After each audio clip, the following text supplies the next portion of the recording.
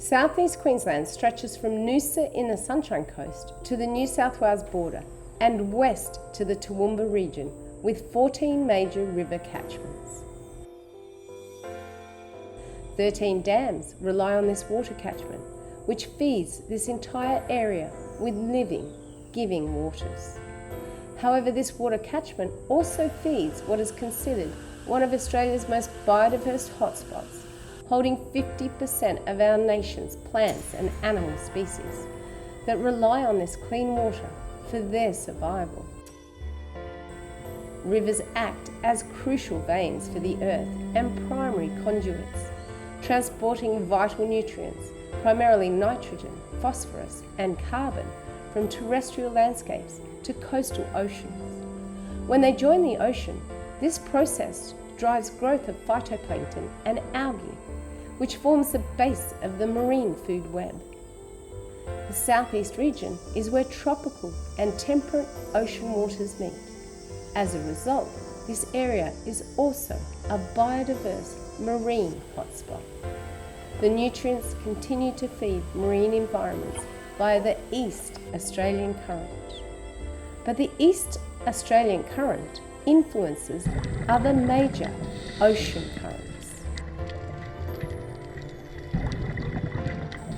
Nothing is more important than keeping these waters and the planet's circulation mechanism clean and clear of harmful chemicals and pollutants, as pollutants in these waters effectively can be transported all around the world. But what happens when the largest chemical experiment in the world is declared in this mighty watershed area? 1,400 tonnes a year of pesticides are allowed to flow into our river systems. What does this mean for all the aquatic, marine and wildlife species on the East Coast? What does this mean for one of Australia's most crucial food bowls?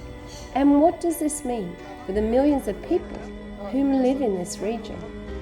Isn't there bathing country with no fire ants? Isn't it crazy? Like, why lace the country with chemicals?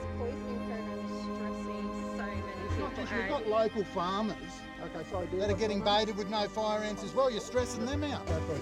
Oh, I'm so sorry. I don't know how you people want to work. Would this be the most dangerous chemical experiment the world has ever seen? This is the true story currently unfolding in Australia.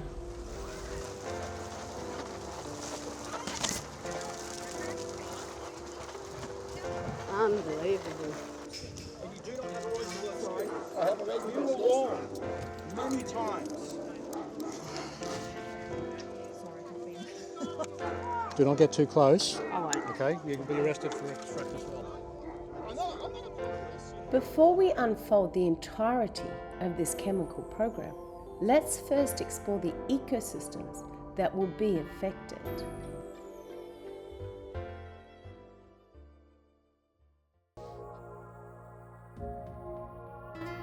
The Great Sandy Strait is a spectacular 70-kilometre sand passage estuary with tidal openings to Hervey Bay and the Wide Bay.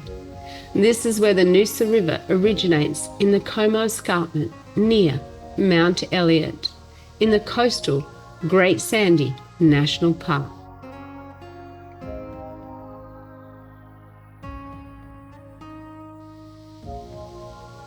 This river flows through the Noosa Everglades, one of only 2 Everglades systems in the entire world, which relies on the waters originating from the Cooloola section of the Great Sandy National Park.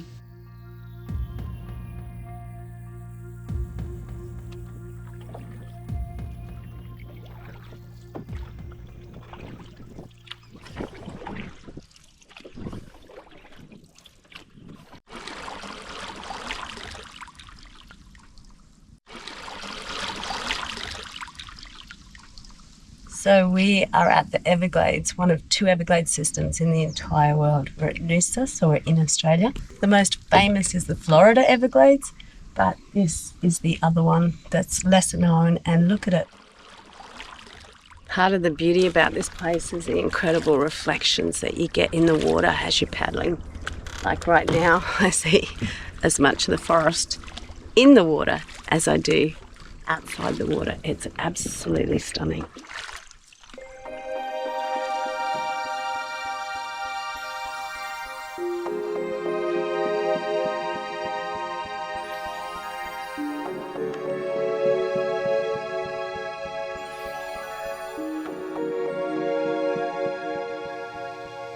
After the Everglades, the Noosa River continues through the Lakes District around Tewantin before flowing out to the Great Pacific Ocean.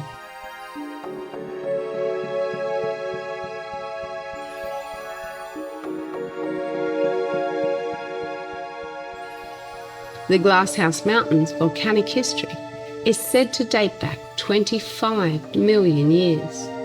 Erosion has created landscape masterpieces and a spectacular feature for the Sunshine Coast.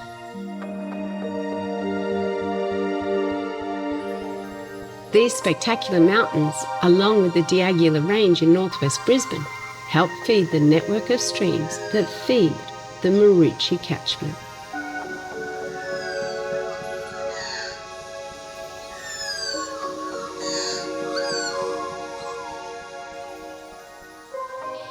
The Diagula Range feeds the North and South Pine River, Stanley River, and other vital rivers crucial for our eastern states.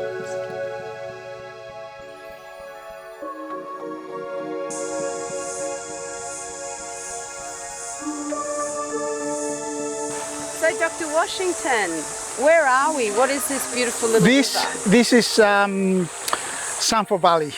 And this is Pine Rivers. This is the birth of Pine Rivers.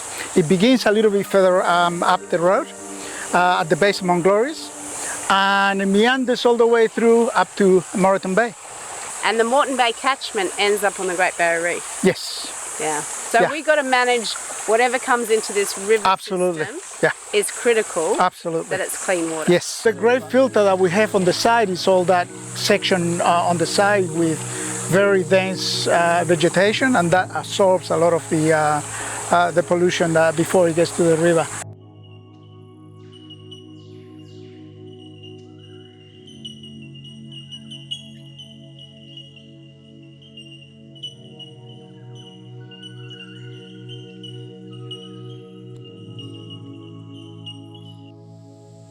The waters that flow to Moreton Bay on the east side of the Diagula Range maintain the health of Moreton Bay and the Great Barrier Reef.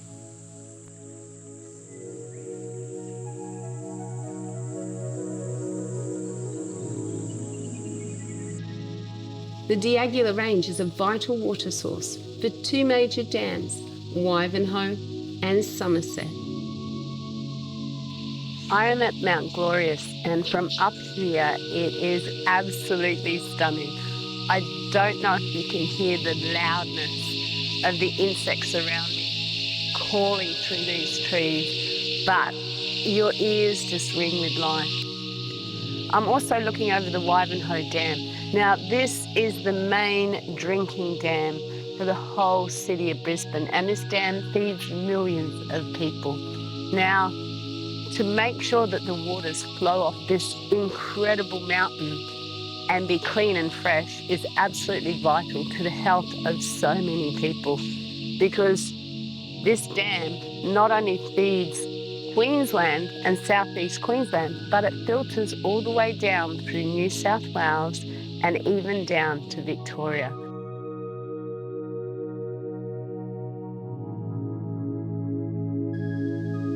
On the west side, they feed Australia's most crucial water catchment, the Murray-Darling Basin. They also feed the Brisbane River, as well as topping up the Great Artesian Basin.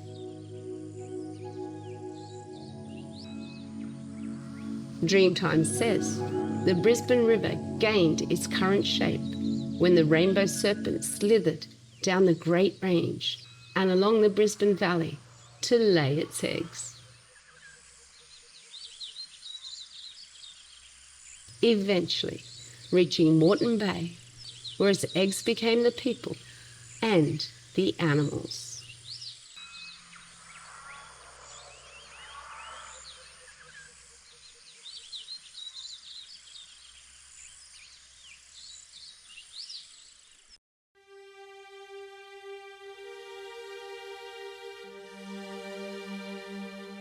It is said in the 1930s the Brisbane River was very clear. Today, it's one of Australia's most polluted river systems, with high concentrations of medicines and pesticides.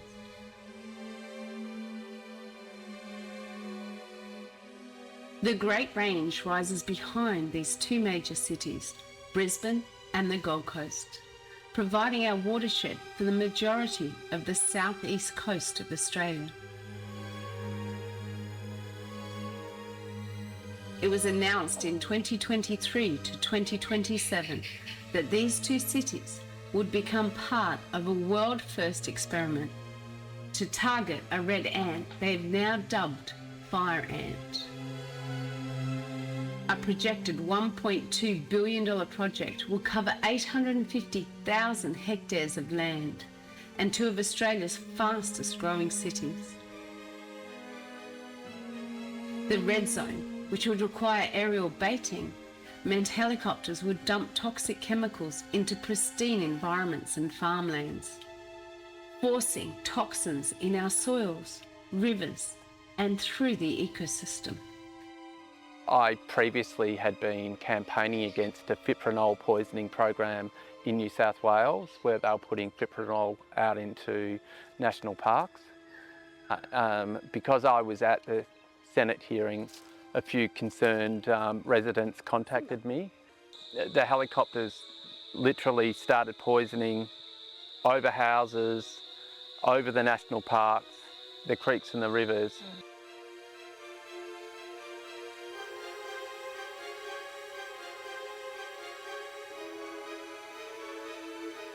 We have not consented. We've also sent emails to the aviation company to state that we do not consent to low-flying vehicles over our property. Yet here we are.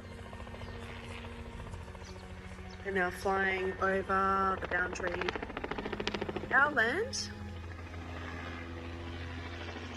and our neighbours. They're within 150 metres of our neighbour's house. I have livestock, children. They're now spraying over the South Pine River. They've sprayed over the South Pine River now.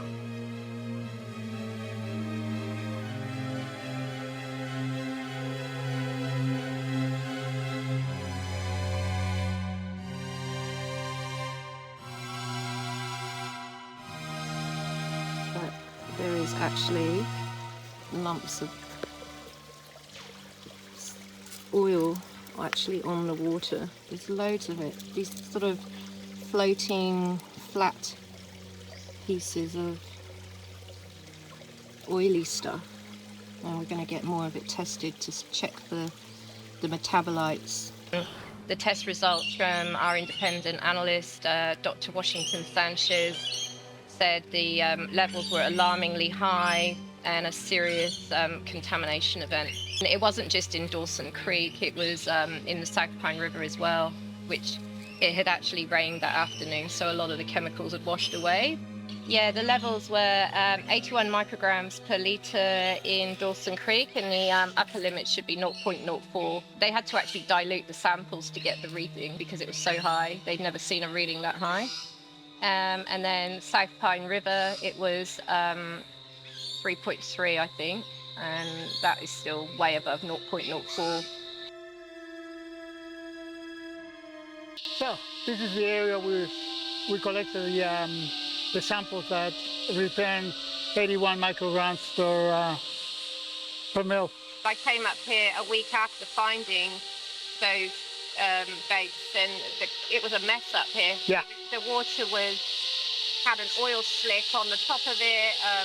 There was loads of dead moth, like hundreds and hundreds of dead moth. So obviously there's something else apart from the active ingredient that is killing the moth on basically contact. Yeah. And that's a worry. To do a proper analysis, I've been told that it's very costly because they gotta do a method development. They never tested concrete before. What concerned me is when they admitted it. Yeah. I questioned at that meeting. I said, well, what about the South Pine River? How could you not know there's a running waterway at the South Pine River?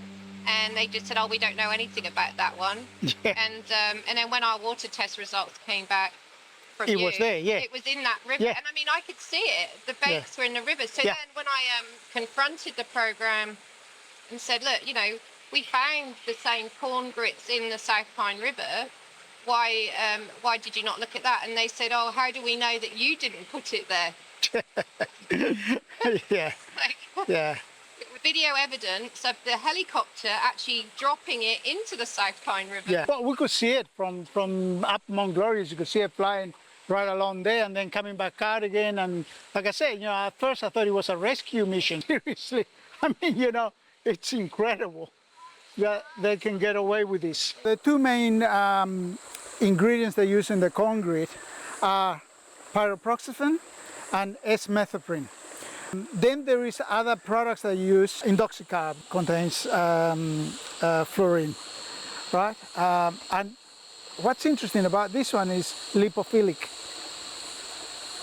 as indoxacarb. Anything that has fluorine and chlorine, they love fatty tissue because like dissolves like. So if you have an organoid with a lot of hydrophobic moieties, as they call, or hydrophobic functional groups, they don't like the water, but they like fatty tissue. So if it comes in contact with your skin, and it goes through and it penetrates rather quickly and then stores within your tissue, your fat tissue, especially around your organs. That's where it may begin to cause problems because they are carcinogenic. Wow. So they disrupt a system, they disrupt the DNA process. Due to the amount of poisoning that's been happening there in the atmosphere, this lady now has the same symptoms. Yeah, on the back. Yeah. What is pyroproxyfen? It's a insecticide, Right. right? It doesn't kill the insect outright straight away. It disrupts the reproductive cycle. However, on insects like ants and spiders or whatever else that they may come in contact with, that's what happens. They just continue to live for a period of time and then they can reproduce. So if they pollute a river with this pyroproxyfen, That's a problem. For the river, it's a lot more toxic because the fish and the crustaceans, they are most susceptible to it and they die a lot quicker. The other thing that happens is that it disrupts the bacteria cycle in bodies of water. have you ever seen a fire ant anywhere through here? Like you walk through these water systems a lot. No. Well, they want to spray up Mount Glorious. Yes. And Mount Glorious is a rainforest, dark, dense vegetation. That is not an area for a red ant. We call them red ants, but we don't call them fire ant, by the way, in South America. Right. They're just red ants. Well, what's fipronil? Fipronil is also a perfluorinated Right. organo compound, and that is also highly toxic and long-lived. Right. Highly, highly toxic to ants, and it does not discriminate. And when it gets into the waterways, oh my gosh, it will kill anything that comes in contact with it. That worries me because these products are killing, particularly chlorothalonil. If they use it as a preservative, it is affecting our bee colonies, and without bees, there is no pollination. It is highly toxic to bees, highly, highly toxic to bees. It's responsible for toxicity to bees and also to fish, Wow. right? And crayfish and prawns and whatever else is in the aquatic life, it will kill them. So the other one they use, which is quite a bit of a nasty, is hydramethylnone. Now that is it's also a metabolic inhibitor, and this pesticide also contains fluorine, right? So it's a carbofluorinated compound, and that stays in the soil for a long time. This is part of the forever chemicals. The area around Sanford Valley and Mount Glorious, where the Great Range sheds so much water to some of the East Coast's largest water catchments and drinking supplies, should be kept pristine. But it seems to be the epicentre of the poisoning program.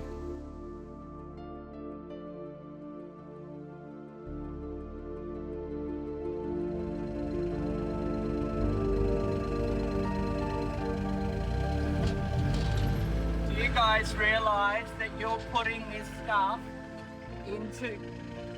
This is about to rain, and this stuff is about to go into the waterways of Cedar Creek. Do you realise, guys, that you're not supposed to be putting this stuff where it is about to rain?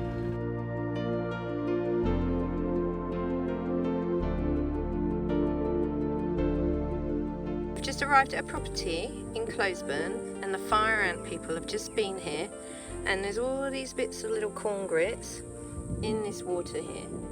And this, it's still wet from the other day, and this water is flowing down this hill, down to a dam over there, that then flows under the road that goes all the way down into Cedar Creek.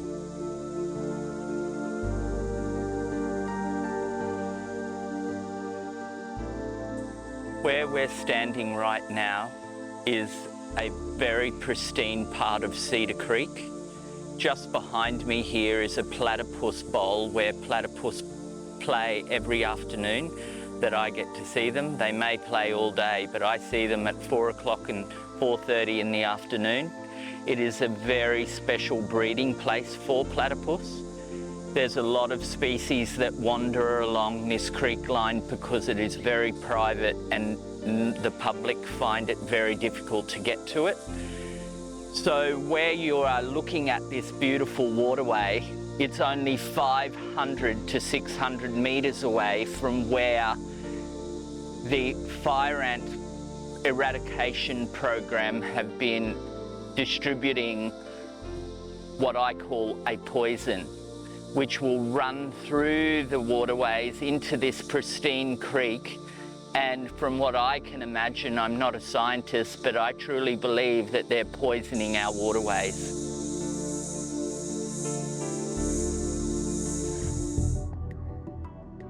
The Toowoomba Range lies 132 kilometres west of Brisbane, on the edge of the Great Dividing Range. Waters from here on the east flow into South East Queensland, and on the west into the Murray-Darling Basin catchment. Residents had been exposed to aerial baiting for fire ants in 2019.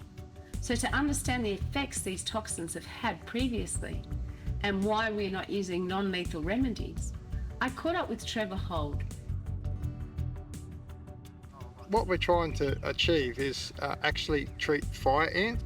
Where we live, we don't have any fire ants, and they're chemically distributing poison everywhere and not treating specific nests, and they call it prophylactic treatment. So what we're trying to do is demonstrate a more of a suppressive technique where we're actually locating fire ants and identifying them as being fire ants and treating the fire ants. And they go down and they taper in like a carrot. So what we're trying to do is we're trying to fill up this nest with hot water and killing the brood. Especially in these beautiful lands here in South East Queensland, probably the best place on the planet. We don't want to ruin it with all the toxic chemicals. So coming up with a strategy that's chemical free is something that I feel is very important. The problem lies, I see, with the current approach is this word eradication, where they still believe they can eradicate fire ants from 850,000 hectares of land by chemically treating every centimetre squared over several years, decades even, 3 times a year or whatever, and it's possible to eradicate fire ants. You could also go down as the most lethal, because what happens, you even know when your property got treated, you had animals die, correct? Yeah. So talk me through that. Yeah, so on my property, we've had two calves die, and what happens is repeated exposure to chemicals on my cows can create embryo and fetus development problems, and that's generally how I associate issues with the larger mammals. So generally, and I've been exposed to this program since 2019, so I've had a bit longer history than most people, but as the cows or as livestock gets more exposed to these chemicals, especially when you have areas like this, when it rains or whatever, and all wash from the land ends up in their drinking water or whatever, and it gets into their system and bioaccumulates into their muscles or whatever. And there's just no research done on that sort of accumulation side of it.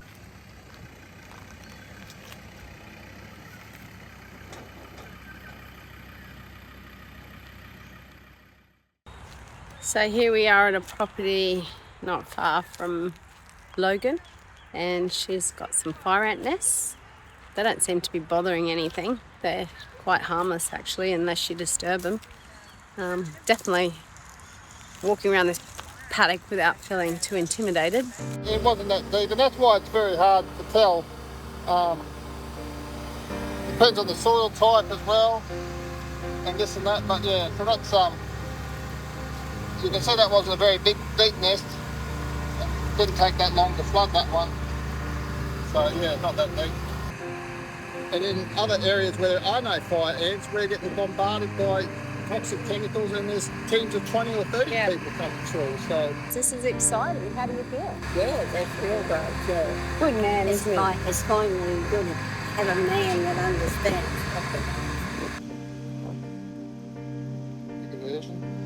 Trevor treated 2 properties in 3 hours. Native ants moved in to feast on the flooded nests, assisting in the removal process. But previously, chemicals used on this property had a dark side. So we're here with Audrey, and we've got her top breeding dog in Australia, Portuguese water dog. Hello, darling. Are you going to say hello to everyone? Are you going to say hello to everyone? Hello. What's your name? River. You're a bit of a stunt, River. You're a bit of a stunt. Wow, that's pretty exciting. What a gorgeous looking dog. Guys, don't you a little puppy? It's your baby. That's my baby. Oh, hi. You are super cute. The bitch was having 6, 7.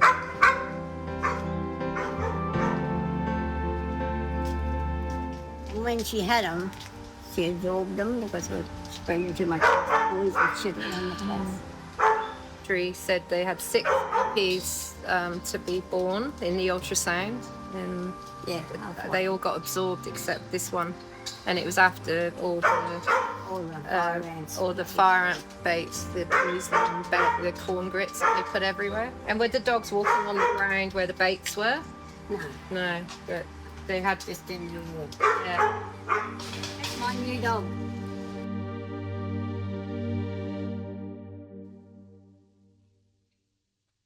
Trevor's property near Main Range at Toowoomba is a vital watershed and catchment area on the easterly intake for the Great Artesian Basin. The range also feeds tributaries like the Lockyer Creek, Lake Clarendon Dam, and the Lockyer catchment area, which supplies water to the Central Lockyer Valley irrigation scheme. Lockyer Creek also flows into the Brisbane River and can be a floodplain area. I spoke with leading scientist Connie Turney, a resident of the area. I was affected in 22, and what happened at our farm, I didn't even know they were spraying. So they then sprayed, I didn't know what they were spraying. But the first thing we noticed was basically after the spraying that we had a huge lot of green tree frogs that would come out in the evening, and they all disappeared. Frogs in general take up poisons through their skin, and they are basically an indicator that the environment is polluted. Then it was a long journey to actually find out, okay, what are they spraying per helicopter, and it was esmesoprene and pyriproxyfen. And then I looked into that, and what I found, it's horrific.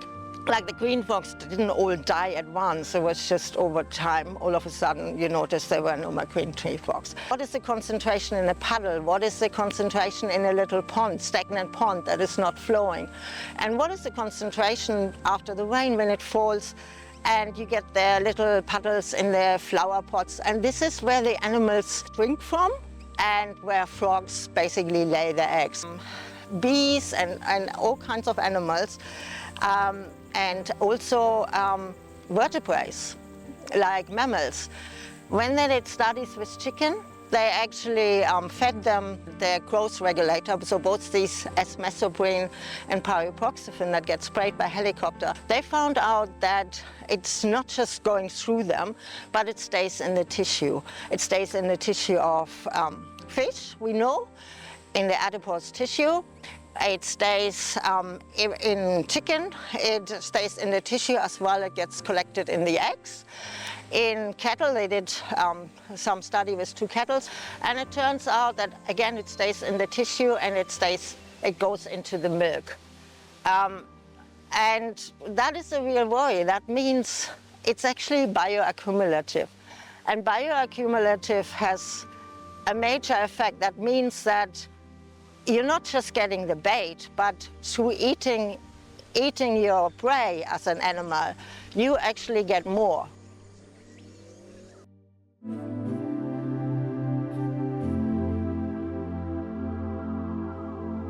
The scenic rim boasts stunning mountains like Mount Barney, Mount French, Tambourine Mountain and Springbrook, all vital water catchers, feeding some of the South East Queensland's major rivers, including Logan, Albert, Bremer and Coomera rivers.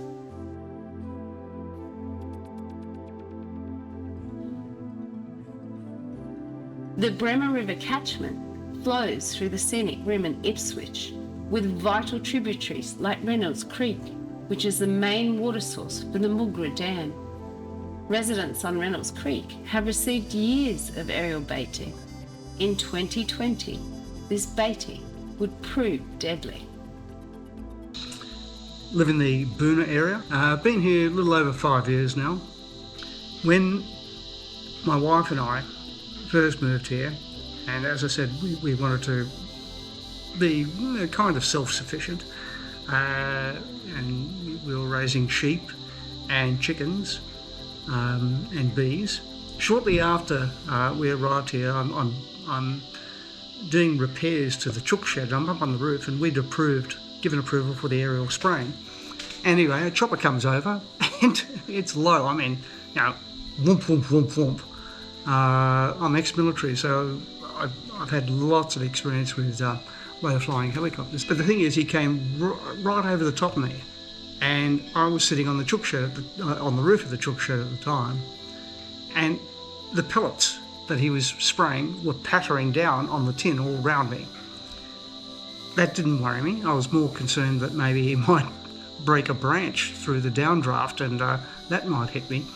Over to the left, I've got water troughs where the sheep drink, which clearly, if the chicken shed roof was getting the pellets, the water trough would have got the pellets. But the chooks, you know, they thought, hey, it's feed time, and they were out. They were out pecking the pellets fairly quickly, and then the sheep, they're not stupid. They turned up fairly soon afterwards, and I used to grain feed the sheep, so you know, yeah, here's some more grain, and they got stuck into it too. Now, I'd been told that the bait that was being dropped was safe. A few months after the spraying, some things started to happen. Firstly, we lost all our bees. The beehive died. I had 4 lambs that were stillborn and 2 that were born with deformities. My wife, who had been reasonably good health, and of that age where it's wise to get breast screens every 2 years, which she did religiously. She was the healthy one amongst us. She suddenly developed breast cancer. My wife, Jean, who died, she loved to eat eggs. And at the time, because we had faith in the authorities who say it's safe and effective, she ate all her eggs. And a person who'd never had any issues with cancer suddenly developed the great white shark of cancer. From the day she first detected the lump to the day she died was 16 months. And I didn't really join the dots about the stillborn lambs, the deformed lambs, and Jean with her, deformed cells in her breast, until, probably a good year afterwards. And I'd like to say at this stage that my politics are just slightly right of Genghis Khan. And I've always been very critical of conspiracy theorists.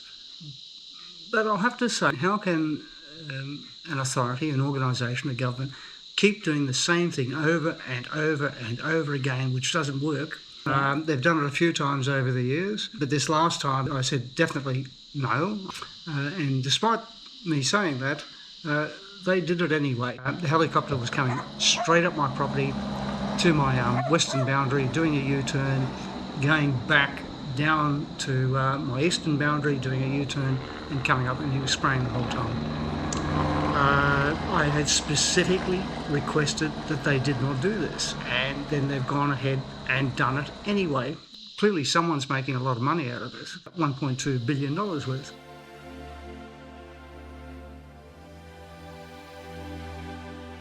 Tony has never seen a fire ant, but runoff from these properties fed an extensive irrigation system and Reynolds Creek, meaning toxins will travel into Bremer River, which joins the Brisbane River at Mogul. This means the same toxins most likely responsible for Jean's death flow into the drinking waters of hundreds of thousands of people, livestock, pets and wildlife species. As the program expands, so do the deadly effects.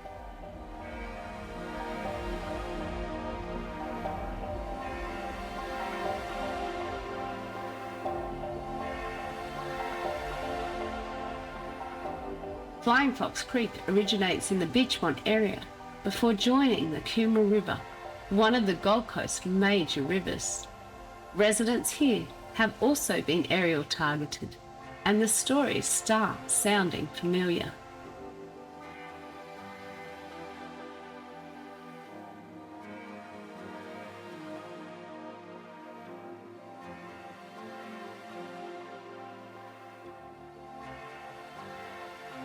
How devastating was it for you when they aerial bombed your property with fire ant bait?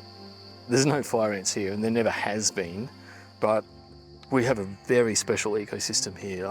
We've got, fireflies, glowworms, and all sorts of things. And I was particularly thinking of those two insects because it turns out the chemicals that they've been using stop those insects from glowing, which means they can't reproduce. Well, if you talk to a lot of farmers, and I have, they tell me the fireflies just disappeared after they started aerial spraying. So I was thinking, crikey, this is going to wipe out more species than the species that's not even here.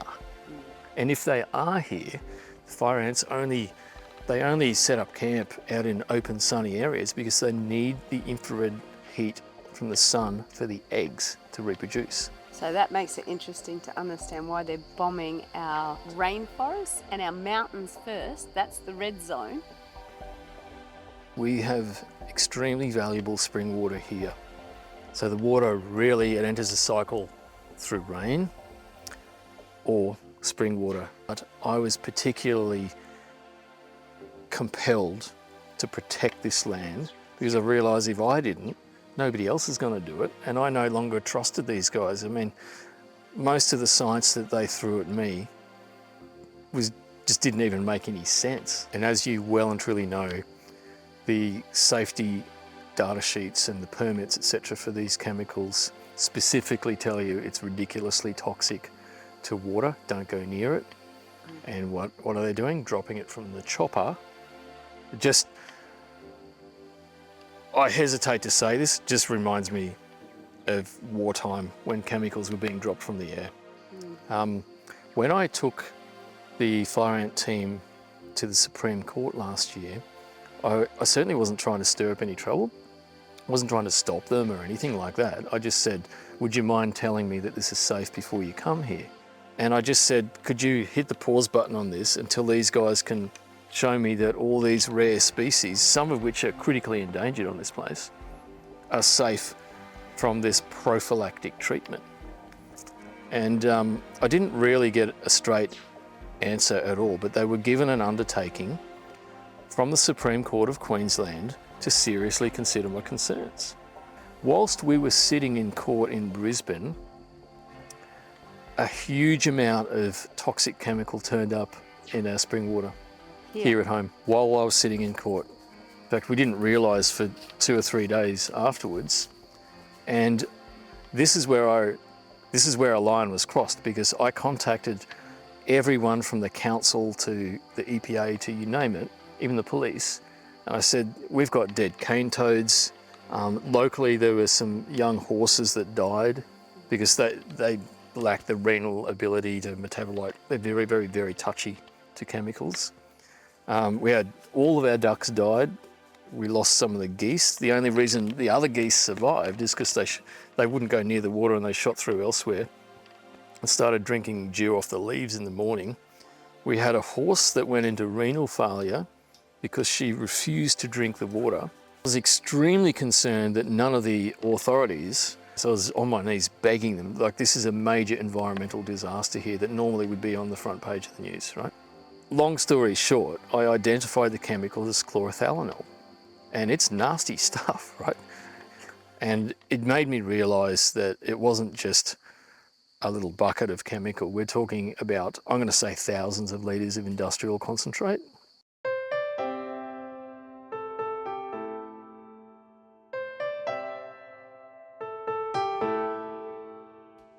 The McPherson Range is a spur of the Great Dividing Range and forms part of the scenic rim on the border of New South Wales and Queensland.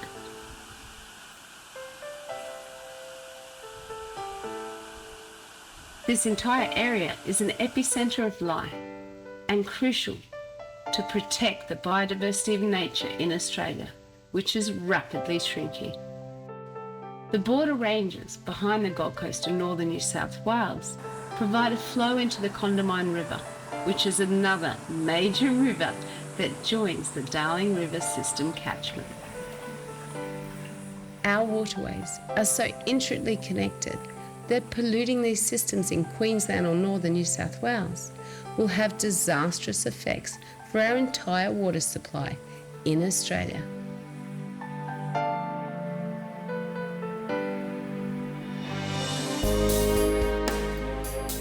This is Australia's Green Cauldron, created 20 million years ago when the largest shield volcano in the southern hemisphere erupted. Millions of years of erosion has now created a geological masterpiece. From the stunning coastline to the World Heritage listed rainforests and inland to the Great Dividing Range, Australia's Green Cauldron includes 6 World Heritage listed areas. I'm at the Border Ranges National Park, which protects 30,000 hectares of stunning rainforest.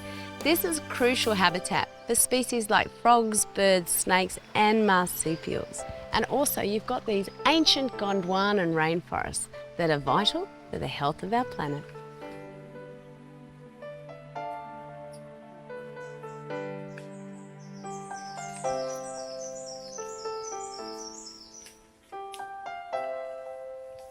These Antarctic beaches are part of the ancient Gondwana rainforests that formed when all the southern continents were linked together in a supercontinent known as Gondwana. The last 2 continents to drift apart were Australia and Antarctica about 50 million years ago. When they pulled apart, Australia then drifted 3,500 kilometres north. So these guys are now so far out of their normal climatic zones that they have to reproduce from their old root systems. So some of these root systems are thousands of years old.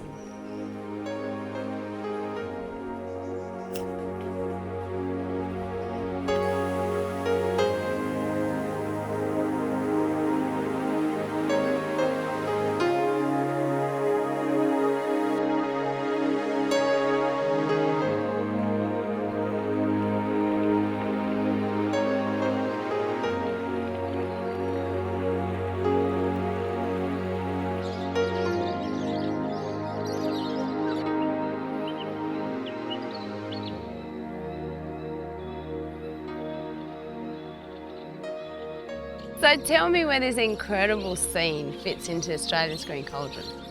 Okay, well, we call it the birthplace, I think. If you can imagine 20 24 million years ago, Focal Peak, the first of the volcanic eruptions, occurred, and Mount Barney was a small sill or a large sill of rock that formed and was pushed up. The next volcanic event was the Springbrook area, and then the final one, 23 million years ago, was Mount Warning. So this is the granddaddy? This is, well, yeah, it sure is it's a spectacular and ancient rock form. And when Mount Barney was actually pushed up, it brought with it what's called Barney beds, which are 300 million year old rock.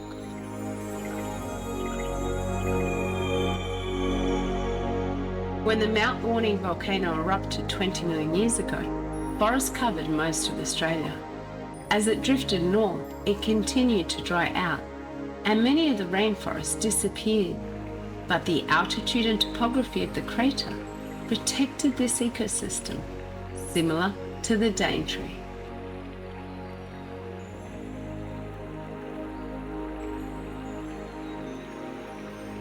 It is now at the junction of the subtropical and temperate zones, creating an amazing mix of rainforests and eucalypts, as well as temperate flora. The crater is ringed by vertical cliffs, and high on the slopes of the volcano is where the rainforests thrive. Rainwater has sculpted this environment, which has evolved into a sanctuary for many species that could not adapt to the continent's drying. Birds, animals and insects mingle in a kaleidoscope of life, creating a diverse and prolific habitat. It's important we understand rainforests and the importance of the watershed.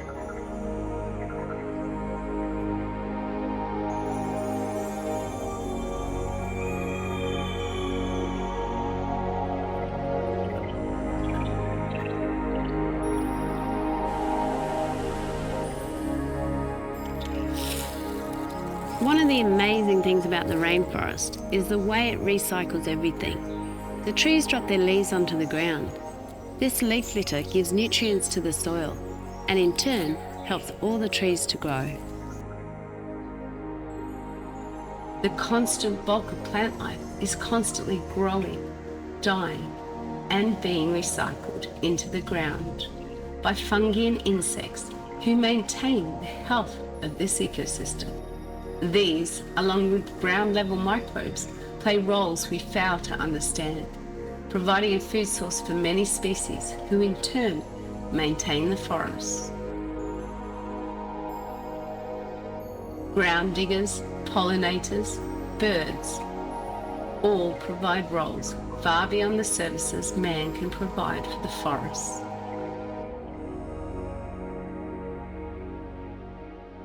And poison any part of this food chain is to poison Mother Earth and all her inhabitants.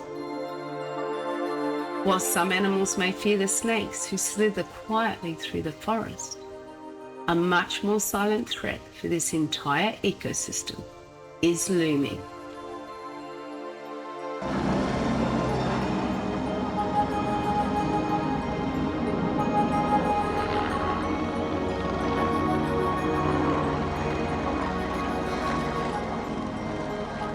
Went out of my street, turned left, and I was there watching him over the Currumbin Creek over and over again, going up and down and turning around, just dropping the baits, watching them drop the baits. Oh, I got probably one of the worst respiratory infections I got in a long time after the helicopters came, and I'd been up at Currumbin near the duck ponds there. So I know a lot of people up in the valley, and people were finding these flakes and these toxins in their swimming pool, on their trampolines, and in their water tanks.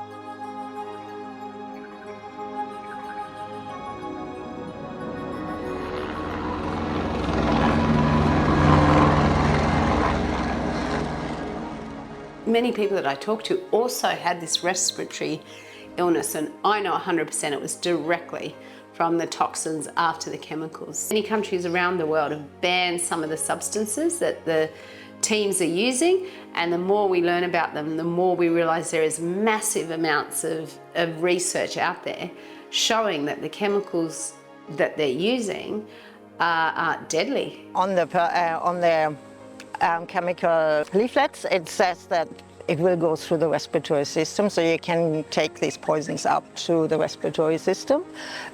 You're supposed to actually wear face masks when you deal with them.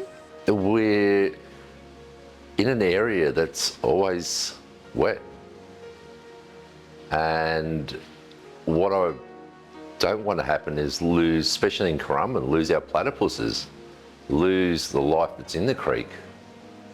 They know that these toxins, these baits that they're putting down, are deadly to aquatic life. There were teams of these fire ant guys everywhere. All of us who have been affected harshly and become very ill, we're not afraid to speak out, because this is like, you know, when people come to your door, you feel like they're trying to poison you. You can't explain to them that you do not have any fire ant. I'd much rather meet 1,000 fire ant nests than deal with what I nearly did with the pesticide poisoning that I went through. This is not okay. And the more I talk to people and find out their stories, I realise that we're now dealing with chemicals that could be, well, killing people.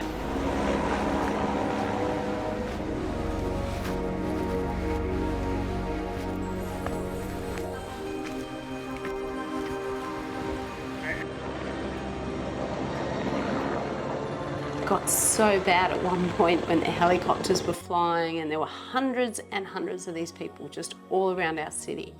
I just remember looking along the creek lines and all I could see was chemicals floating down the riverways. Because everywhere you went, you just saw these trucks of poison going past. And every time you looked at the creek or creeks that you would visit, there was just toxins and you could see chemicals running down these water systems. And I went to Mermaid Waters one time and there was chemicals all through their river system.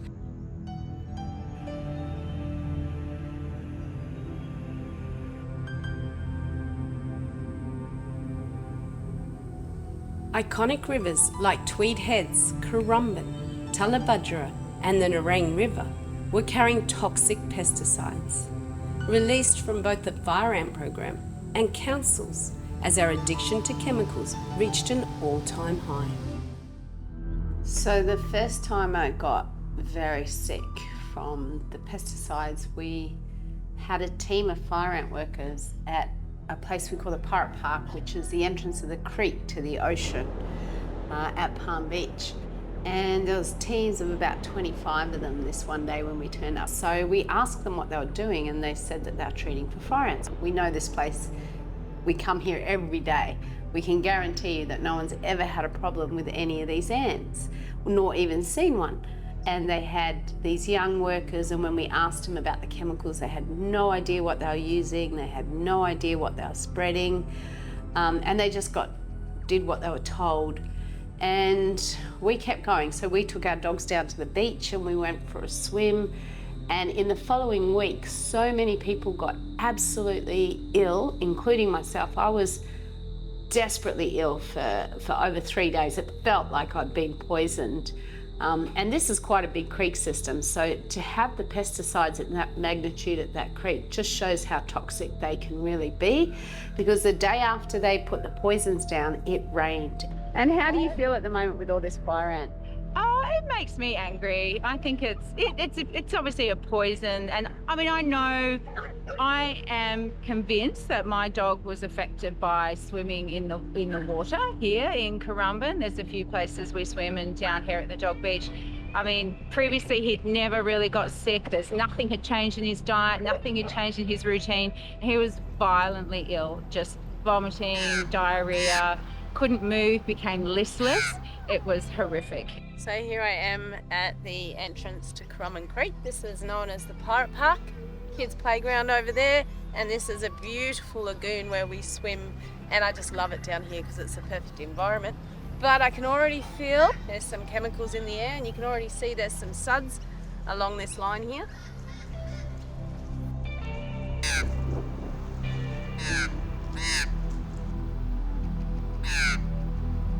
They treated the park close to us, and my elderly dog, he's a really foot licker and is always licking and always around the ground, and we'd taken him for a walk down to the local park, not realising, not even thinking about what they put down. He just started throwing up and diarrhoea, and he wouldn't stop. Olivia was found dead one morning not long after day at bait was passed. Billy was also a dog that died not long after baiting. And pathology showed extensive liver damage. There was no sign of cancer or anything like that, but these dogs were healthy dogs that suddenly died not long after they were baited. You can actually test for these chemicals, but it's about $500 per chemical, and it's up to that person to fund that themselves. Not long after this baiting was applied, these animals suddenly became acutely sick, had liver toxins, vomited, and some of them recovered, but unfortunately also, and some animals have lost their lives.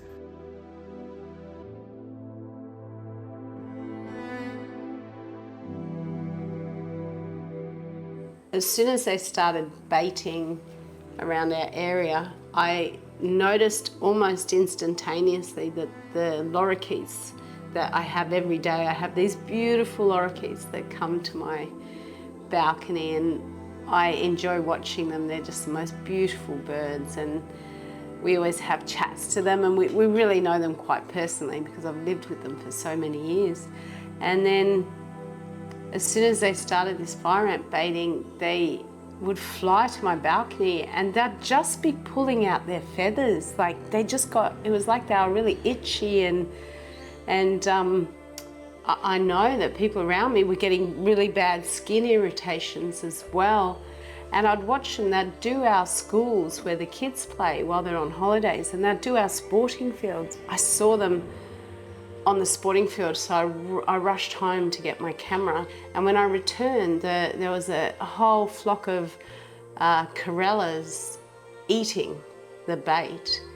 And I just felt so sad inside. I came in because I was bringing a whole lot of lorikeets in that have been pulling out their feathers, and when I walked into the door there were hundreds there. It's been super intense here at Currumbin Wildlife Hospital. Our admissions are regularly getting up over 100 animals every day, and this is far beyond what we've ever experienced in the past. A typical summer's admissions around about 60 patients a day, getting up around 100, that 30 to 40% increase is really putting a lot of stress and strain, not only on the staff but on the volunteers, the wildlife carers that do a fantastic job out there in the community. It's a really tough time at the moment that we're experiencing.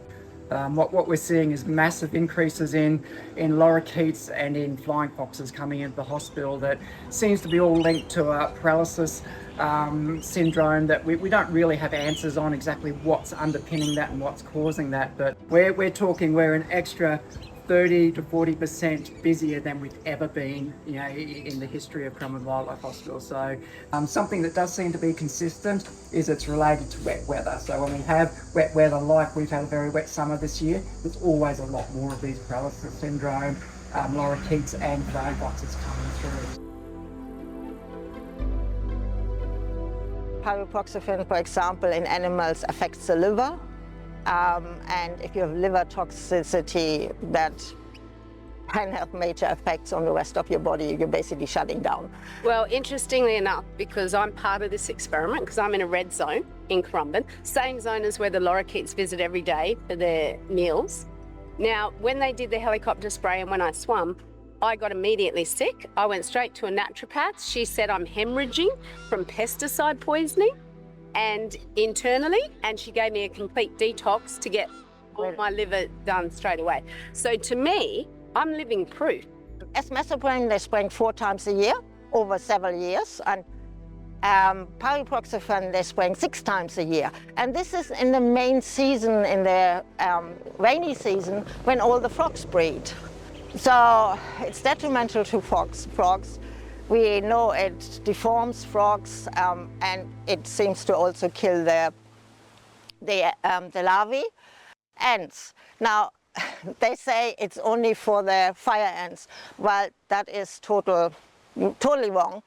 They did a study with 5 native ant species. It affects all of them. They all carry it underground. By poisoning everything, you're actually making it worse.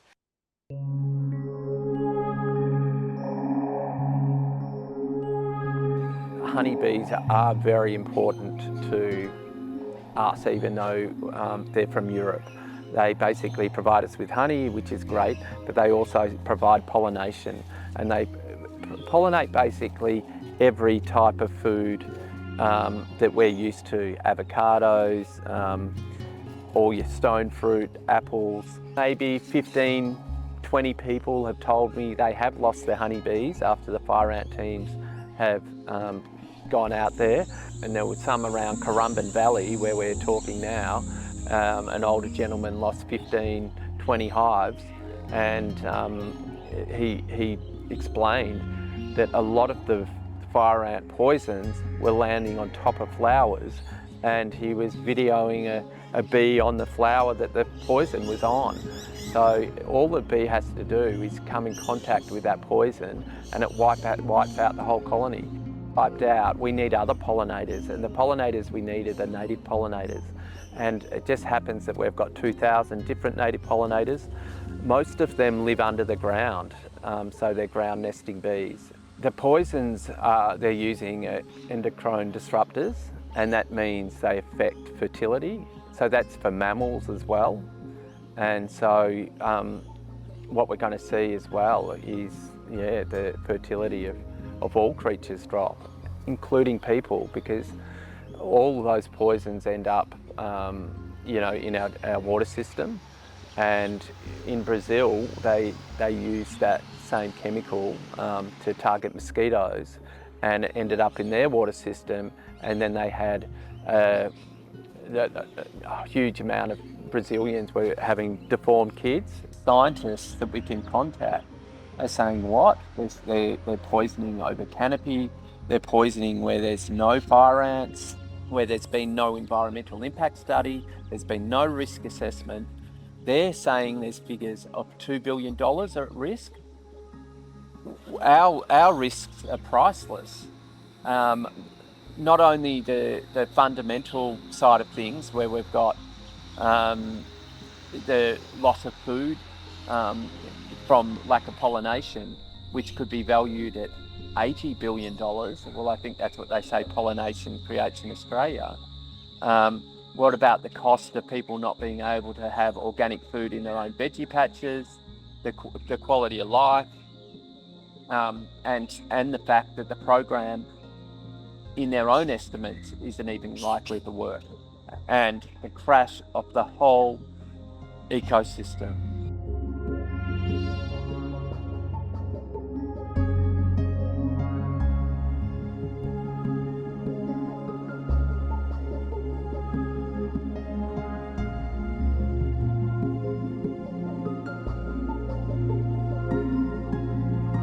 So I'm here at Beechmont, and I'm with Tracy and Leanne, and recently they've been baiting again in Beechmont, but this is not the first time that they've been baiting here, right? No, they've been up here for quite some time now. Right. When did they first start baiting Beechmont? If I can go back to thinking about it, I would say late 2023. Right. Probably around the September, October sort of time frame. And you guys live on a beautiful plateau here. It's absolutely stunning. Gorgeous. Yeah. Yeah. So this kind of whole area is the top of a beautiful mountain. All around here you've got ancient Gondwana rainforests, and you've got all the waters run down into Hinds Dam. That's right, yes. Orkanunga Creek on the other side. Yep. Right. So is this part of the Great Divide? It is. Both of you have a lot of animals. Yes. So tell me how many animals that you've got, Leanne. I have 13 chooks, I have 4 ducks, I have 2 dogs, a goat and 4 horses. So that's quite a collection. And Tracy, what have you got? We run a miniature horse stud, a well-known miniature horse stud. So we're currently running around about 20 miniatures. When they first started baiting here, I don't think anyone really realised if there would be a problem. I mean, our property's been baited 3 times already, and it wasn't until the 3rd time that we actually started to have a problem. Yeah, on the 3rd time, they came and baited our property on the 30th of May. On the 1st of June, I went out and found one of my pregnant broodmares passed away in the paddock. I raised Flicker from a 6-month-old neglected foal. So, you know, she's been with us a long time, and it's heart-wrenching. It really is, just to have them suddenly pass away. But part of it too, then, is the aftermath of no one believing you or being totally discredited. Just dismissed, yeah. Yeah, or dismissed. You know, you try and report it, and then you're told to report it to the people you're trying to report. So it's really hard. And how did you feel when they're actually on your property? Helpless, actually. Bullied, helpless. The officer and the 2 police officers at my door, and whilst I came in to call the police, and by the time I got back out, they had the entire fire ant team on my property already. They were through my gate in my paddocks.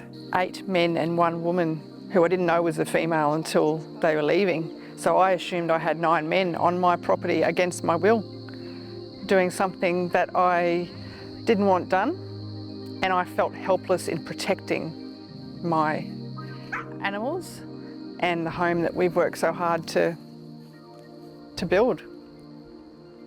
And the fear of, what if we lost one?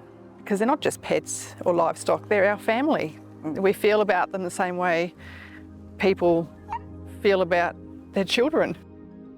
And then the next day we had another mare collapse, and then we also had 3 mares just with some hair loss, but sort of quite substantial hair loss. So this is the start of Back Creek coming down from the neighbour's house, and it runs down behind our property and runs straight down, goes across Beachmont Road down near the school where the big bridge is. Then that keeps running down and turns into the army property and runs all the way down into Canungra. Even since the treatment, the amount of birds that we've had flying around has decreased. We had a lot of lorikeets and rosellas, and we don't see them now. There's 1 or 2 come back round. Thank God the black cockatoos are still here, but all the other birds have really disappeared. We just don't know what's happened to them. Beachmont is another area where all the poisons distributed would have ended up in vital water catchments. Springbrook, Beachmont behind us. Upper Beachmont. Upper and lower. Here's Dam. Yeah.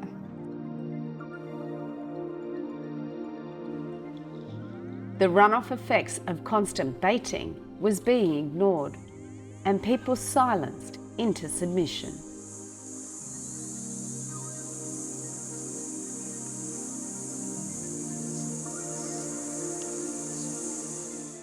My land goes around the corner and onto Mount Glorious Road. Yeah. And this is a waterway. It's going to, in about 2 days, that we're going to get heaps of rain.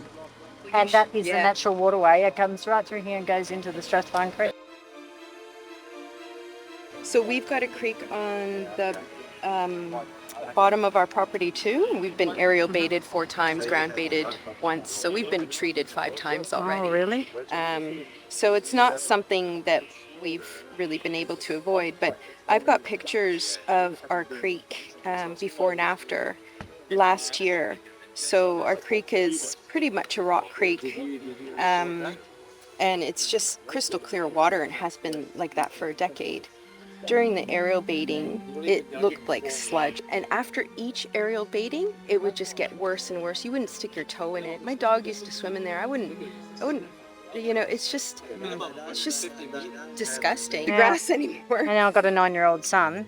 Yeah. And and all the kids come over. We saw a dead cow just right where And then Jeff had told me next door that the lady on the corner got her property baited, and then the day later my cow was dead when I got home. Down there you can see behind where the cattle yards are.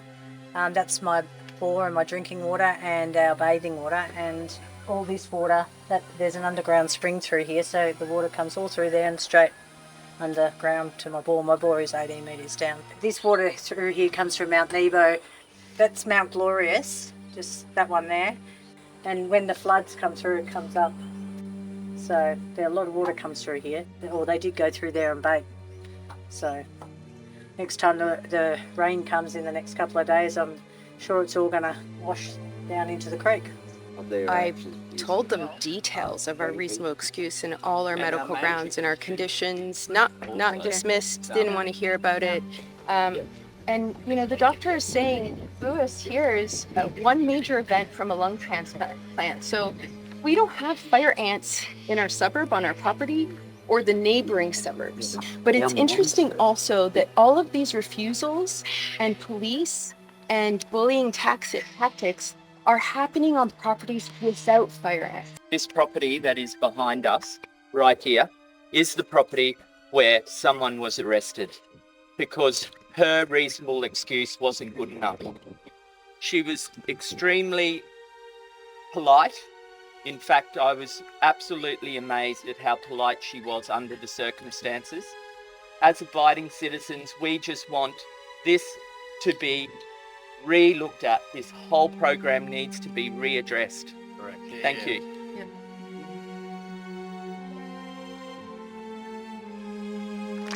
Our land, our health, our choice.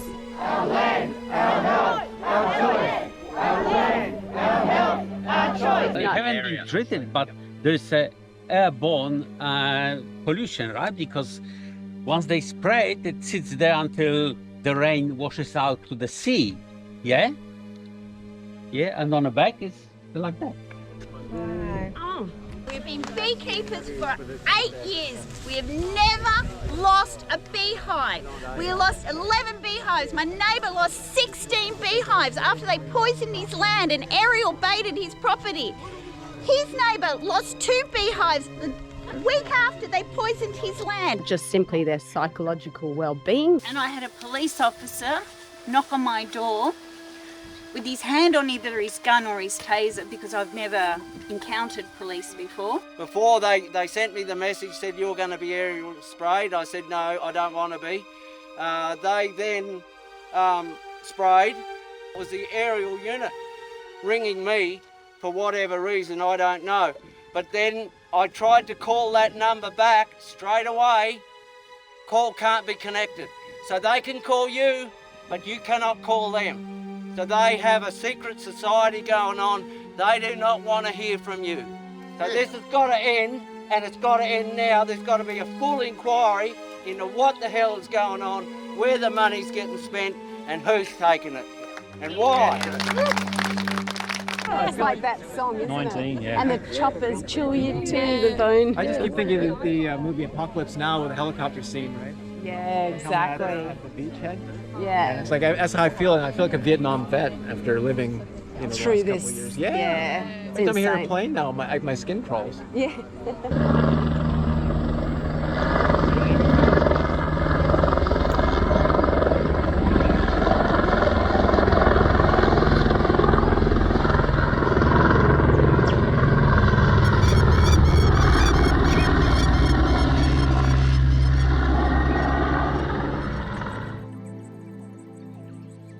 A lot of these viruses and sicknesses, we don't know how many of these could be linked to chemicals. In fact, it's frightening. So many times people are dying from unknown reasons. It could be cancer, could be respiratory. Well, how do we know it's not the heavy use of pesticides that are creating things and making people sick? This creek is one of the main tributaries for the Upper Coomera River.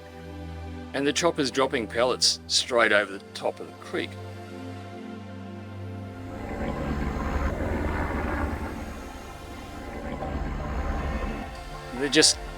There's no regard whatsoever of the fact that this stuff is known to be ridiculously toxic in water.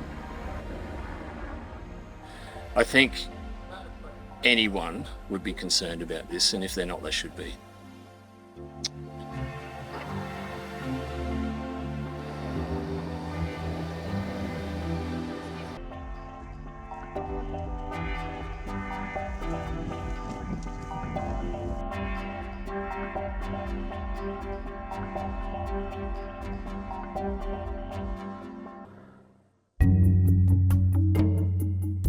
Dropping these insect growth regulators out of the back of helicopters.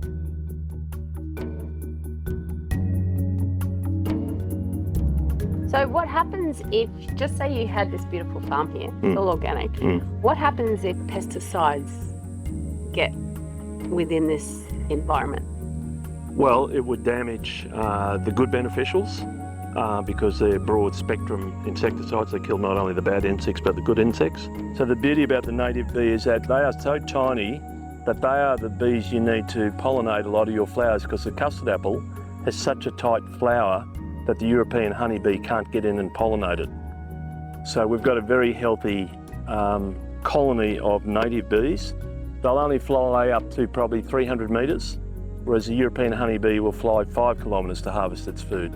So throughout the farm, which obviously goes for 1.5 kilometres, we have a number of these little native bee hives, so they can then pollinate in this area. And then the pesticides, if they permeate into your soil, if some of them are copper-based, they start then destroying all the excellent microbiology that I've created in this beautiful soil. My practice is to not only create a compost, which is a high in bacterial activity, but also for my tree crops, because I have 800 fruit trees, is that they are fungal dominant. So I use aged hardwood wood chip, and then that spawns all this mycorrhiza fungi, and then I put a thick layer of that ramial wood chip around all my trees, and the mycorrhiza fungi attaches to the root of the tree and will go out a distance, multiplication of 10 of the normal, what I call root area. They then link up together in the forest, like the rainforest, where it says the trees talk to each other. So my orchard actually is now interconnected underground with my own underground internet with the mycorrhiza fungi, because that compost now has gone down 1 metre into the soil profile. Not only do they have the mycorrhiza fungi connecting with each other, so if one gets bitten by an insect, it will send a message through the internet, through the mycorrhiza fungi, so when the insect goes to the next tree, it will have emitted a different hormone, and that insect will find it unpalatable and fly off.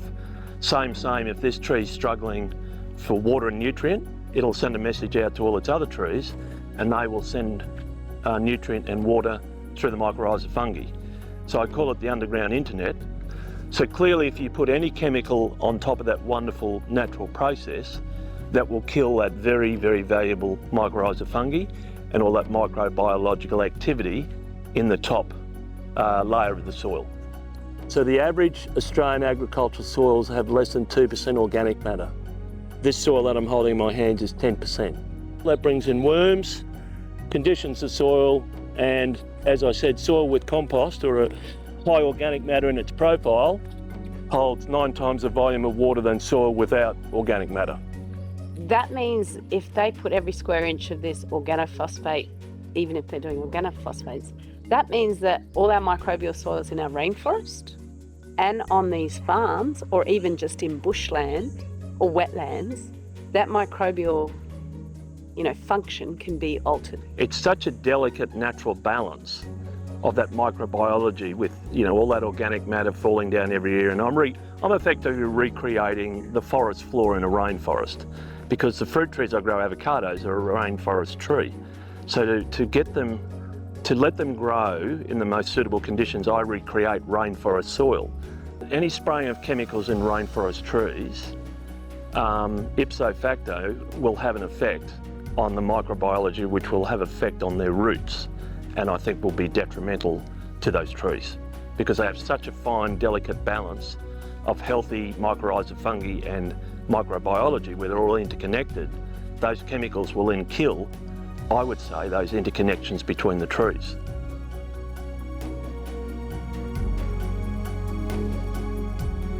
So this program is going from 23 to 27. So 4 years of continual baiting. How's that going to affect insect populations and native bees as well as other bees? I said, have you done a risk assessment or environmental impact study? They'd done no environmental impact study or risk assessment. Here I am at Currumbin Creek, and there's literally oil slicks, chemical oil slicks all over this water. It is absolutely putrid. They've been helicoptering nearly every morning and every afternoon on the creek at the moment. There is so many layers. This is not normal. This isn't the pellets. This is another substance. So I think they're putting even more deadlier chemicals into our waterways at the moment. This is full on.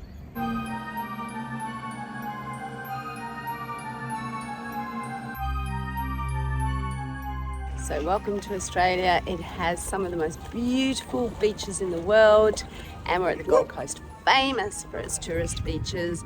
But hey, look how well we treat our gorgeous, spectacular beaches. So full of chemicals. Just have a look at that. This has come all the way down the creek. We've had a week of it, non-stop, as the helicopters have baited left, right and centre, but this is the result. Chemicals through every inch of our waterways. So welcome to the #1 tourism destination in the world, and this is how we treat our beautiful Australia.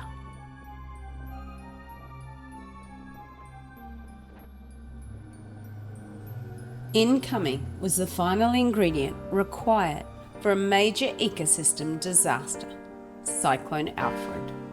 In the past year and a half, our lands had been baited, sometimes up to 11 times, across Gold Coast and Brisbane. The best line of defence against wild winds and large seas are healthy sand dunes, coastal and river vegetation, and healthy forests. All of nature's services are free, maintained by a high insect population, healthy microbes, pollinators, ground marsupials, and the entire connectivity that works within a robust ecosystem. With the storms come heavy rains, typical this time of year. But this time, the life-giving water picked up heavy loads of toxins, along with decaying microbial soils depleted from the constant poisoning, forming a toxic soup which made its way through our waterways, now flowing through the veins of Australia.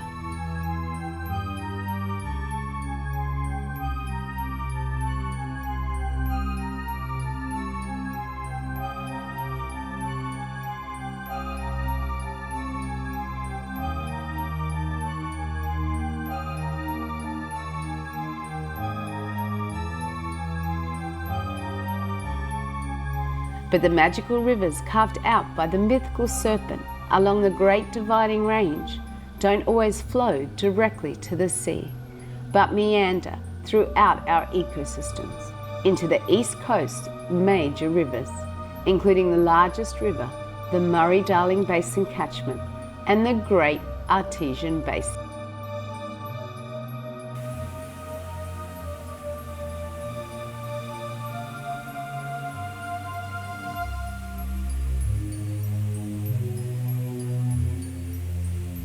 Reports of dying or dead fish started making headlines in all media, and marine life was decimated.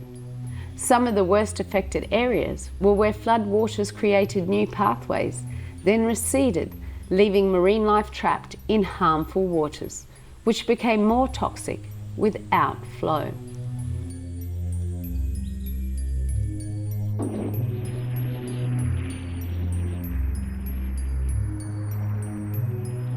Eventually, chemicals find their way into the sea, merging with the tides, silently moving toward delicate coral structures, sponges, seagrasses, and marine life.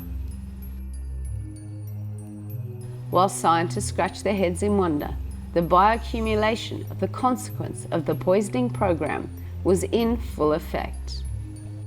That's what life is like in the poison zone. And they plan on doing it all again. But hey, we have to love the sows pitch. Don't worry, it's safe and effective.